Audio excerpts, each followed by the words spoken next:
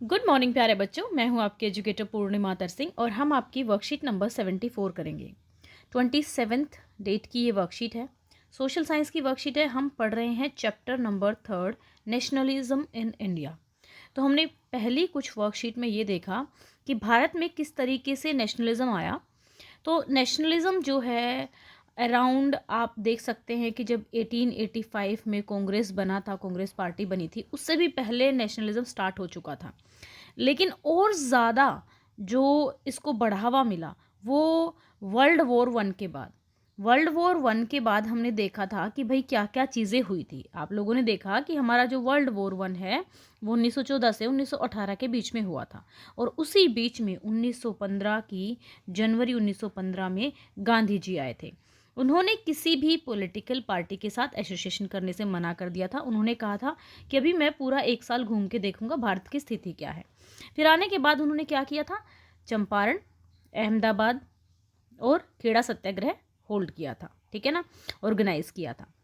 उसके बाद फिर हमने देखा रोलेट एक्ट के बारे में कि भाई बिना ही डिटेंशन, बिना ही ट्रायल के आप जो पॉलिटिकल नेशनलिस्ट हैं उनको अरेस्ट कर सकते हो। उसके बाद फिर आप लोगों ने जलियांवाला बाग हत्याकांड देखा। फिर उसके बाद हमने देखा कि गांधी जी खिलाफत और स्वराज्य का जो इशू था उसको कंबाइंड फॉर्म में यूनाइटेड फ्रंट में लॉन्च करते हैं, जिसको नाम दिया गया नॉन कोऑपरेशन मूवमेंट। ओके, ये हुआ जनवरी 1921 में। अब ये किस किस तरीके से, फॉर एग्जांपल यहाँ पे हम वन बाय वन देखेंगे कि भाई जब ये मूवमेंट पूरे देश में फैला तो टाउन्स में यानी कि सिटीज़ में ये किस तरीके से लोगों ने इसको लिया, विलेजेस में इसको किस तरीके से लिया गया, फिर जो प्लांटेशन वर्कर थे जो टी गार्डन्स में आसाम में, उन्होंने इसको किस तरीके से लिया, ये वन बाय वन देखेंगे। तो आज हम देखेंगे टाउन्स में इसको किस तरीके से लिया गया था, ठीक है, यानी कि कैसे स्प्रेड हुआ। टाउन्स में क्या हुआ कि जो बहुत सारे ग्रुप थे, मिडिल क्लास थी, मिडिल क्लास ने पार्टिसिपेट किया। यहाँ पे बात नहीं हो रही रिच की, बात नहीं हो रही है, मेनली मिडिल क्लास की बात हो रही है।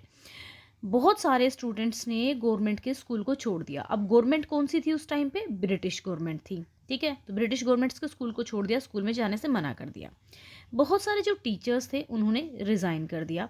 बहुत सारे जो लॉयर्स थे उन्होंने अपनी लीगल प्रैक्टिस को भी छोड़ दिया। तो यहाँ पे आप कह सकते हैं मिडिल क्लास ने पार्टिसिपेट किया, स्टूडेंट्स ने स्कूल जाने से मना कर दिया, लॉयर्स ने अपनी प्रैक्टिस छोड़ दी, टीचर्स ने रिज़ाइन कर दिया, ठीक है। तो इस तरीके से जो काउंसिल इलेक्शन थे, जो मुद्दा बने हुए थे कि भाई काउंसिल इलेक्शन में पार्टिसिपेट करें कि नहीं करें, तो काउंसिल इलेक्शन में जो था उनको बायकॉट किया गया बहुत सारे प्रोविंसेस में, ठीक है। अब आता है इम्पैक्ट ऑन फॉरेन गुड्स। अब इससे क्या हुआ, क्योंकि जो विदेशी वस्तुएं थी जो भारत में आ रही थी, ठीक है ना, उनको यूज़ नहीं किया गया। अब वो भारत ब्रिटेन से आती थी मोस्टली, तो ब्रिटेन को अब आके यहाँ पे हमारे यहाँ बेच के जाते थे, तो उनको प्रॉफिट मिलता था, ठीक है। अब वो प्रॉफिट उनका कम हो जाता है।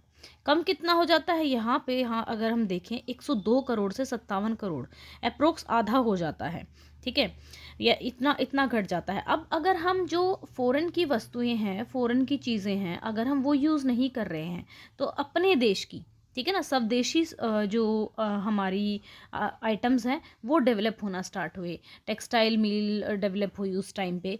तो यहाँ पे हम देख सकते हैं कि भाई इकोनॉमिक फ्रंट पे काफ़ी ज़्यादा फ़र्क पड़ा, ठीक है।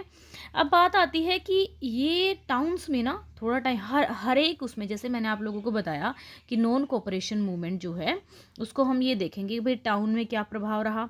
तो अभी पहले हमने देखा कि टाउन्स में किस तरीके से फैला, किस किस ने पार्टिसिपेट किया। फिर हम साथ के साथ ये देखेंगे कि किस तरीके से ये जल्दी ही फेडअप हो गया, जल्दी ही स्लो डाउन हो गया। फिर हम ऐसे ही विलेजेस में देखेंगे कल की वर्कशीट में।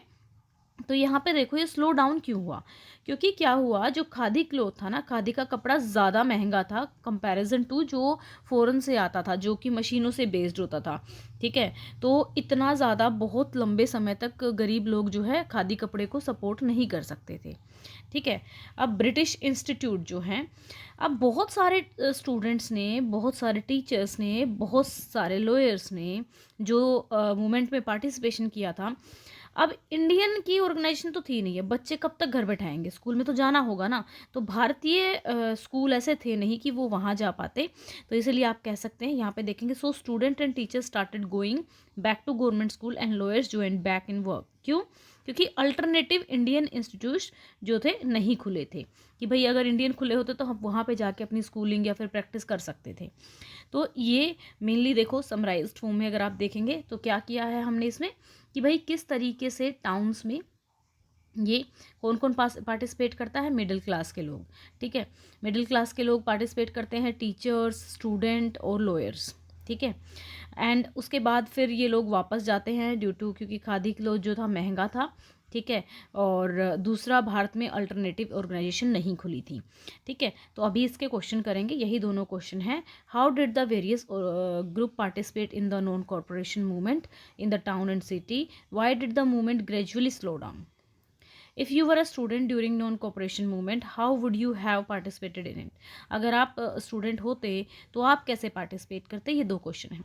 अच्छा ठीक है, एक इंपॉर्टेंट चीज़ यहाँ पे आप लोगों की मैंने इस वाले चैप्टर की, ताकि ये वन गो में हम पूरा कर सकें, कोशिश करेंगे 1 घंटे में पूरा हो जाए हमारा 28 तारीख को, ठीक है, 28 अभी जनवरी को मैंने क्लास लगाई है, आपका लाइव है, ठीक है, लाइव क्लास लेंगे हम।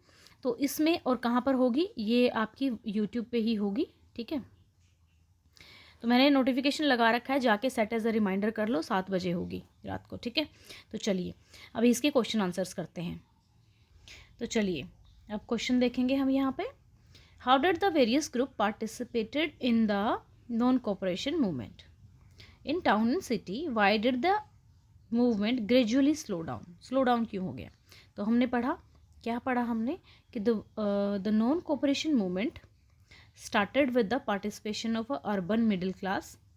The thousands of students left government schools and college. The teachers submitted their resignation. Lawyers stopped fighting the cases. Council elections were boycotted. After some time, there were many reasons for gradually slow down the movement in the town and city. Khadi cloth was very expensive compared to the cloth made in the mills, because of which poor people were not able to buy it. The British institutions were boycotted, but Indian institutions were not established so fast, because of which students and teachers start returning to schools and lawyers started going to court again. ठीक है, अब चलते हैं next question में। Next question बहुत आसान सा है, जिसको आप अपने शब्दों में भी लिख सकते हैं। If you were a student during the non cooperation movement how would you have participated in it, if I was a student during the non-cooperation movement, I would have also participated in the non-cooperation movement by boycotting the government school and colleges. Okay, हम भी यही करते कि भाई school college में नहीं जाते, government के साथ कोऑपरेट नहीं करते, ठीक है बच्चा। तो ये थी हमारी आज की वर्कशीट। ध्यान रहे इस वाले चैप्टर को हम बहुत अच्छे से करेंगे और कोशिश करेंगे डेली ही आप लोगों की लाइव क्लास हो जाए 10th क्लास की 7 बजे, ठीक है, यूट्यूब पे। और 28 जनवरी को आपका इसका हम 1 गो में सारा पढ़ेंगे, जो अभी तक हम कर चुके हैं, इसके इंपॉर्टेंट क्वेश्चन भी देखेंगे, ठीक है बच्चों। वीडियो अगर अच्छी लगी है और मेरा पढ़ाने का तरीका अच्छा लगता है तो वीडियो को लाइक कीजिएगा, चैनल को सब्सक्राइब कीजिएगा। Thank you, have a nice day, may God bless you. अच्छे से पढ़ते रहो, आगे बढ़ते रहो, bye bye, have a nice day.